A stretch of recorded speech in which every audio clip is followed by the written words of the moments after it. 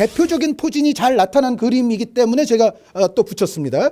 수비 라인이 있는데 페르난지뉴 선수가 역시 내려가서 빌드업의 기점 역할을 하고 있죠. 그런데 여기서 사냐는 중앙으로 사냐 네. 선수의 위치를 또 주목을 해보실 필요가 있습니다. 이것이 과르디올라 감독이 역시 좋아하는 3-2-4-2를 만들기 위한 또 움직임인 거죠. 그러니까 윙백이지만 사실상 어떻게 보면 가짜 윙백처럼 실제로는 중앙 수비형 미드필더처럼 활동을 하면서 빌드업에 도움을 주기 위한 것인데, 그런데 사실 장 의원님이 지난번 알파신에서 이 경기를 얘기를 하셨을 때도 페르난지뉴 선수를 그때는 윙백으로 나오게 했는데 실제로는 중앙에서 많이 활동을 하게 하지 않았습니까? 그런데 그게 사실 모나코의 특성에 비추어서는 별로 좋지가 않아요. 그러니까 모나코가 좀 전에도 말씀해 주셨다시피 양쪽 윙백의 공격 능력이 굉장히 강하고 그렇죠. 기본적으로 4-4-2를 쓰면서 측면에서의 플레이에 바탕하는 공격이라는 점을 고려해 본다면 사실은 윙백이 이렇게 중앙 쪽으로 들어와 있는 과르디올라 특유의 이 포진이 과연 모나코를 상대로 효과적일 것인가. 저는 사실은 지난주에 예측을 했을 때 과르디올라 감독이 첫 경기로부터 좀 교훈이 많이 있을 것이다라는 말씀을 드린 바가 네네. 있었는데 실제로 사냐 선수 뛰는 걸 보면 그런 교훈이 그렇게 많지는 않았던 거 저도 아닌가. 동감합니다. 예. 그리고 사냐 선수가 이렇게 변칙적으로 중앙으로 움직일 때 사냐가 그 롤을 맡을 때 그렇게 좋았던 적이 많지가 않고요. 그리고 또 하나는 제가 모나코 경기를 올 시즌에 좀 중계도 많이 하고 이 경기도 보면서 느낀 건 지금 유럽에 있는 모든 팀 중에 공격으로 전환될 때 측면 풀백이 윙어보다 더 빨리 전진하는 팀이 모나코입니다. 더 앞에 가 있어요. 네. 그만큼 엄청 스피드도 빠르지만 공격적으로 그 타이밍을 잘 잡는 측면 풀백이기 때문에 이렇게 3-2-4-1 역습으로 여기서 끊겨서 위험 부담이 있는 측면 공간을 노출할 경우에 문제가 생기죠. 근데 이거를 계속 고집하더라고요. 그러니까 왜 그랬을까요? 지금 이 장면도 그것을 상징적으로 어느 정도 보여주는데요. 지금도 모나코의 거센 압박에 둘러싸이면서 끊깁니다. 자, 사냐 선수가 다시 잡아서 뒤로 줬습니다만 여기서 다시 한번 끊기거든요. 그런데 보세요. 자. 지금 사냐 선수가 기본적으로 중앙에 있잖아요. 중앙에 있으니까 어떤 상황이 되겠습니까?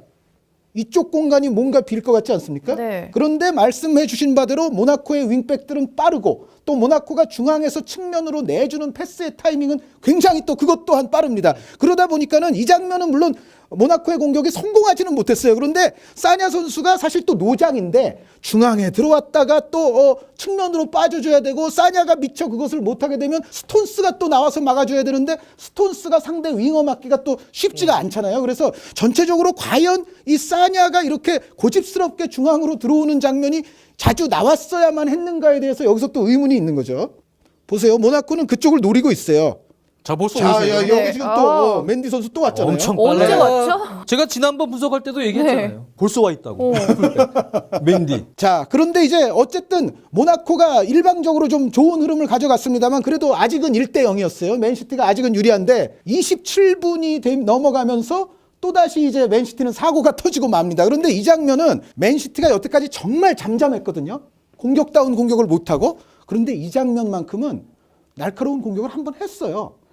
그런데 그게 오히려 역으로 당하는 네. 결과가 돼버립니다. 자, 여기서는 모처럼 지금 탈압박에 성공을 해서 자, 데브라이너 선수에게 지금 뒷공간 패스를 찔렀어요. 이게 데브라이너 선수가 그래도 가장 임팩트가 좀 있었던 장면인데 지금까지의 시간대에서는. 그런데 여기서 역시 중앙에 있었던 지금 이제 수비에 있는 게 아닙니다. 사냐 선수 아닙니까? 네. 이 선수가. 사냐 선수가 중앙에 있다가 나와서 이 볼을 경합을 해주는 과정에서 사냐 선수가 그 볼을 따내지 못했어요. 그러면서 바로 지금 오히려 지금 모나코의 공격이 돼버리거든요. 자, 그러면은 이제 아까 말씀드린 대로 여기가 빌 것이다.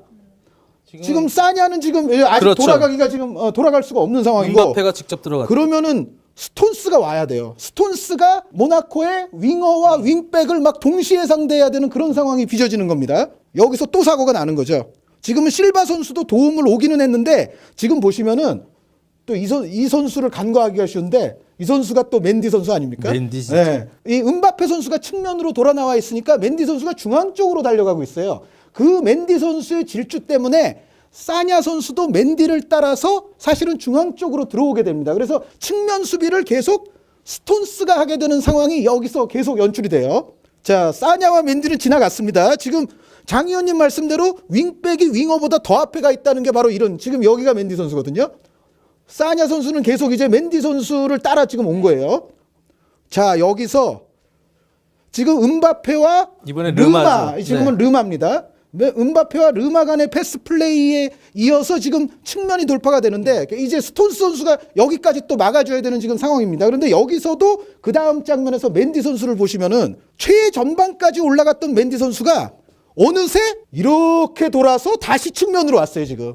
자 여기서 크로스가 들어가고 파비뉴죠. 파비뉴 선수의 아주 인사이드 정확한 슈팅이 터지면서 맨시티를 궁지로 몰아넣는데요. 지금 이 장면은 맨시티의 대부분의 선수들이 사실은 다 중심이 자신들의 골문 쪽으로 향하고 있었어요. 그나마 전방을 주시하고 있었던 선수는 콜라로프 선수 네. 한 명밖에 없었거든요. 그런 상황에서 사실은 스털링 선수가 조금 더 적극적으로 내려오면서 이 크로스를 뭔가 차단을 하든지 아니면 상대를 좀 불편하게 만들어주든지 하는 적극적인 수비가 있었어야 되고 그렇죠. 물론 이 골과 직접적인 관련은 아니라 합니다만 아까 역습을 펼쳤던 데브라이너 선수도 사실 내려오는 게 너무 늦었어요. 그러니까 전체적으로 보면 맨시티 선수들이 수비 상황에서 일부 선수들은 수비를 하지만은 또 일부 선수들은 약간 설렁설렁 걸으면서 좀 방관자적인 태도가 나올 때가 있는데 지금도 사실은 그런 장면입니다. 그러니까 그 왼쪽 측면에서 뭔가 크로스가 갈 때마다 모나코는 이렇게 위협적인 장면을 계속 만들었고 맨시티의 중앙 쪽에서의 수비는 또 모나코에 침투하는 선수들의 스피드를 따라잡지 못하는 그런 장면이 계속 연출이 되면서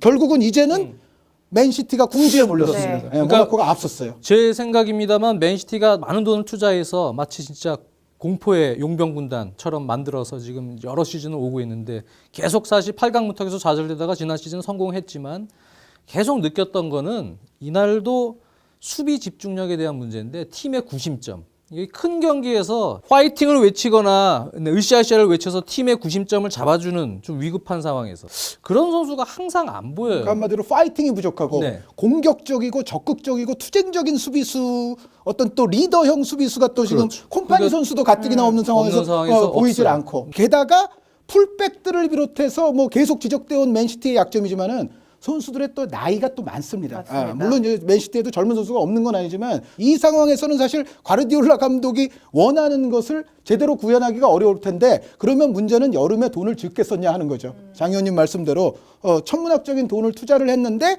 사실 정말로 과르디올라 축구를 할 수 있을 만큼의 또 스쿼드가 지금 되고 있지는 않거든요. 그래서 전체적으로 수뇌부도 그렇고 과르디올라 감독도 그렇고 이 문제에 대한 책임에서는 또 벗어나기는 좀 쉽지 않을 것 같아요.